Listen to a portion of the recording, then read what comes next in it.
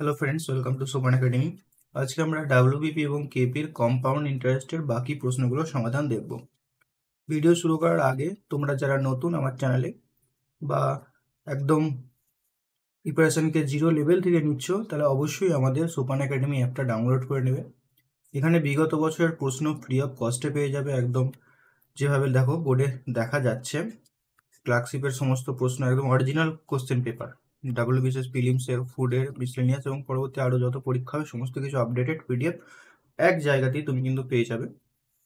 ঠিক আছে, তো অবশ্যই অ্যাপটা ডাউনলোড করে নেবে। এছাড়াও আমাদের অ্যাপে ডেলি মক টেস্ট হয়, কারেন্ট অ্যাফেয়ার্সে ডেট ওয়াইজ রয়েছে, এবং এছাড়াও প্রিভিয়াস ইয়ার যত রয়েছে সব মক টেস্ট তুমি সেকশনাল মক টেস্ট 10 নম্বরে তুমি দিতে পারবে। তো অবশ্যই তুমি কিন্তু অ্যাপটা ডাউনলোড করে নেবে। তো চলো শুরু করছি আজকের ক্লাস। প্রথম প্রশ্ন, হ্যাঁ, আর যেটা বলবো যে চক্রবৃদ্ধি সুদ অনেকের কঠিন মনে হয়, তো তার জন্য আমার চ্যানেলে একটা কমপ্লিট ভিডিও রয়েছে 4 ঘন্টার, প্রায় 100টার মতো কোশ্চেন রয়েছে, যেখানে বেসিক থেকে শুরু করে একদম অ্যাডভান্স লেভেল পর্যন্ত সব কিছু কম্পাউন্ড ইন্টারেস্টেড মানে চক্রবৃদ্ধি সুদের কিন্তু সলিউশন করা রয়েছে। তো অবশ্যই তুমি সেই ভিডিওটা দেখবে। সেই ভিডিওটা দেখলে আশা করছি তোমাকে চক্রবৃদ্ধি সুদ নিয়ে ভয় খেতে হবে না, কারণ ওখানে আমরা কিভাবে ফর্মুলাকে কম ব্যবহার করে শর্টকাটে আমরা অঙ্ক করতে পারি সেটা আমি দেখিয়েছি। 9 অঙ্কটা দেখো কি বলেছে। এক ব্যক্তি 2 বছরে 8% চক্রবৃদ্ধি সুদে হারে 83.2 টাকা সুদ পেল, তাহলে তার আসলের পরিমাণ কত হবে? এখানে আমরা মোট সুদের পরিমাণটা বের করব, মোট নেট ইন্টারেস্ট যাকে বলে, মোট সুদের হার। এখানে যে 8% চক্রবৃদ্ধি সুদ, এটা কি প্রত্যেক বছরে?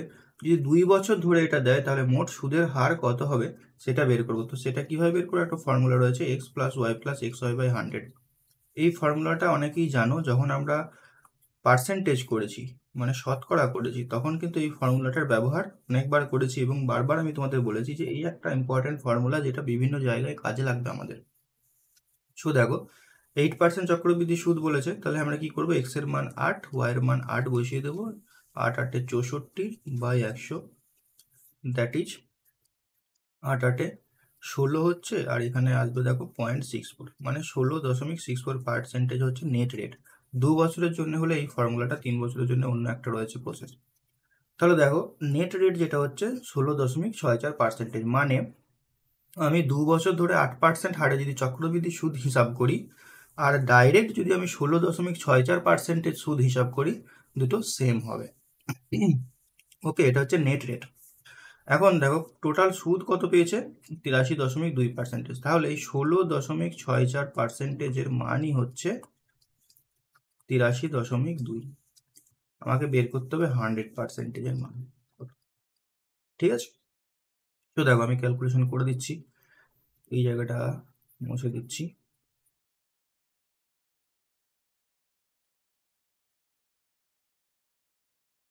তিরাশি দশমিক দুই divided by 16.64% into 100। Okay, so এখানে দশমিক তুললে ওপরে 100 যাবে, ওপরে দশমিক তুললে নিচেই 10 আসবে, কারণ একটার আগে দশমিক রয়েছে 10। তো একটা শূন্য গেল। এটা দেখো 2বার চলে যাচ্ছে। ঠিক আছে, 2বার দেখে মনে হচ্ছে কতই না বড় কঠিন হবে ক্যালকুলেশনটা, তাই না? তারপরে 2বার যাচ্ছে, 2 দিয়ে এটা 5বার যাচ্ছে। 100 গুণ 5 মানে 500। 500 টাকার উপরে তার সুদ পাবে 83.2 টাকা। বোঝা গেছে? নেক্সট অঙ্ক দেখো। যদি চক্রবৃদ্ধি সুদে কিছু পরিমাণ অর্থ 1 বছরে 5,500 টাকা এবং 3 বছরে 6,655 টাকা হয়, তবে সুদের হার কত? এক্ষেত্রে দেখো, 1 বছরে যেটা মানে 1 বছরের শেষে যেটা 5,500 টাকা হচ্ছে সুদ প্লাস আসল, সেটাই পরবর্তী বছরের জন্য আবার কি হয়ে যাবে? আসলে পরিণত হয়ে যাবে। কারণ কি, এই 5,500 টাকার ভেতরে আসলও রয়েছে, সুদ রয়েছে। যখন চক্রবৃদ্ধি সুদ হিসাব করব পরের বছরের জন্য, ধরো এখন এটা 2025 সাল, তারপরে 2026, 2027। এখন তুমি একটা আসল টাকা ব্যাংকে রেখেছো, ব্যাংকে রাখার পরে 2026 সালে মানে 2025 যখন একদম শেষ হচ্ছে, একদম 26 সালের শুরুতে এই টাকাটা হয়ে যাচ্ছে 5,500 টাকা। আসলটা 5,500 টাকা হয়ে যাচ্ছে 2025 সালের একদম ডিসেম্বরে, 31শে ডিসেম্বর ভাবো। এই 5,500 টাকাটা পরবর্তী বছরের জন্যে, 2026 সালের জন্য কিন্তু এই টাকাটা আবার আসল হিসাবে গণ্য হবে, কারণ কি তুমি সুদের ওপরে সুদ পেতে থাকবে। বুঝতে পারছো? তাহলে অ্যাকচুয়ালি এটা বলার কারণটা কি, দেখো এখানে কনসেপ্ট একটু বুঝে নাও। আমরা যে বলেছে যে 3 বছরে এত টাকা হয়, তার মানে মাঝে গ্যাপটা কত হচ্ছে, 1 বছর শেষে হচ্ছে 5,500, 2 বছর এই 5,500 টাকাটা থাকছে, নিয়ে তার উপরে সুদ এবং আসল নিয়ে 6,655 টাকা হচ্ছে। তাহলে এখানে কি 2 বছরের 5,500 টাকাটা 6,655 টাকা হচ্ছে, এটা আমি বলতে পারি। বুঝতে পারলাম? 5,500 টাকাটা 2 বছর পরে 6,655 টাকা হচ্ছে। কি করে হচ্ছে? 3 বছর, টোটাল 3 বছর হচ্ছে, বাট 1 বছর প্রথমেই চলে যাচ্ছে। ঠিক আছে?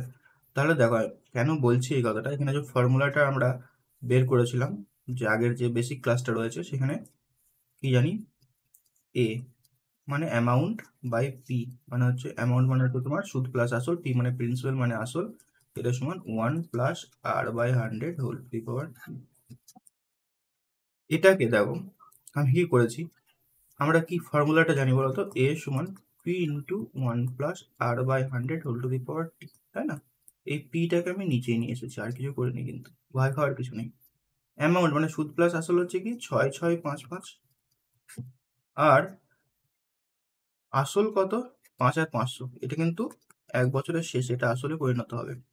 1 প্লাস আর বাই 100, টাইম কত লিখবো, 2 বছর লিখবো। ঠিক আছে? কারণ কি একটু আগে বোঝালাম তোমাদের, যদি বুঝতে অসুবিধা হয়, দেখো এভাবে হচ্ছে শর্টকাটে করা যেতে পারে, মানে বেসিকটা থেকে তুমি যদি বুঝতে অসুবিধা হয় তাহলে ওই ভিডিওটা অ্যাটলিস্ট দেখে আসো। তো এরপর কাটাকুটি করো 5 দিয়ে এটা, আচ্ছা 11 দিয়ে কেটে দাও, 5 11 55, 500 যাচ্ছে, 11 দিয়ে 6 11 66, 5 11 55 65 হবে নাকি? না, ভালো করে ভাগ করো, ভালো করে ভাগ করো, মাঝে একটা শূন্য আসবে, 605 হবে। অনেকে 11 দিয়ে ভাগ করলে 6 11 66, 5 11 55, 65 লিখে দিল, হবে না। কারণ কি যখনই তুমি 5টা নামাবে ভাগ যাচ্ছে না, একটা শূন্য বসবে মাঝে।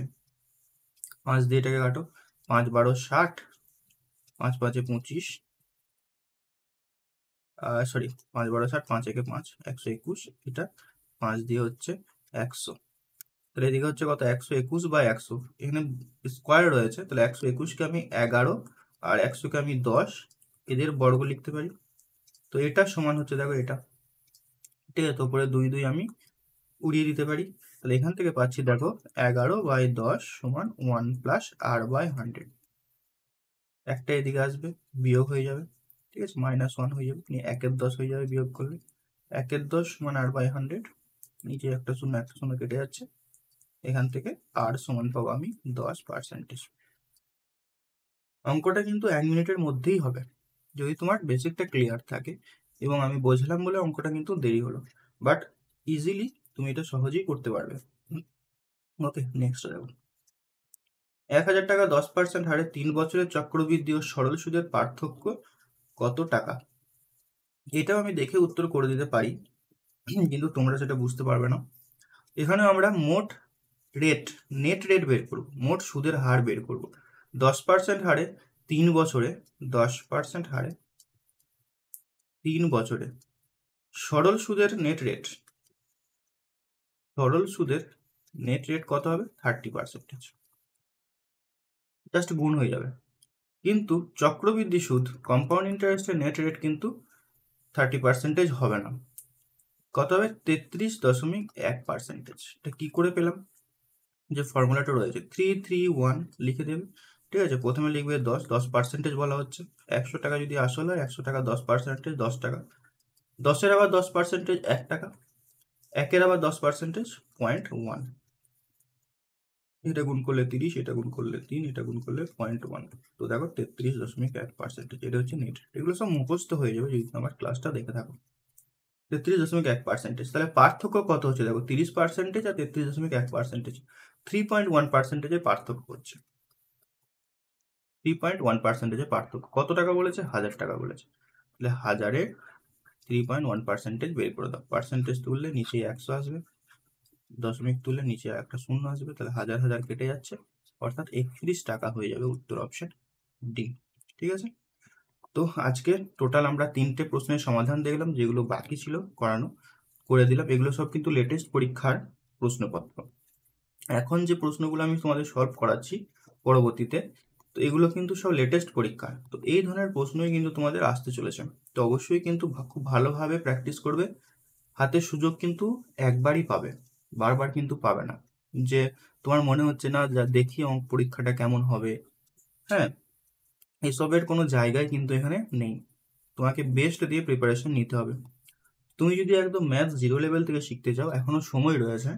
যদি তুমি জিরো লেভেল থেকে শিখতে চাও, নিজেকে যদি প্রতিষ্ঠিত করতে চাও, তাহলে আমার যে কমপ্লিট ম্যাথ কোর্স রয়েছে আমাদের অ্যাপ্লিকেশনে, সেটা তুমি দেখতে পারো।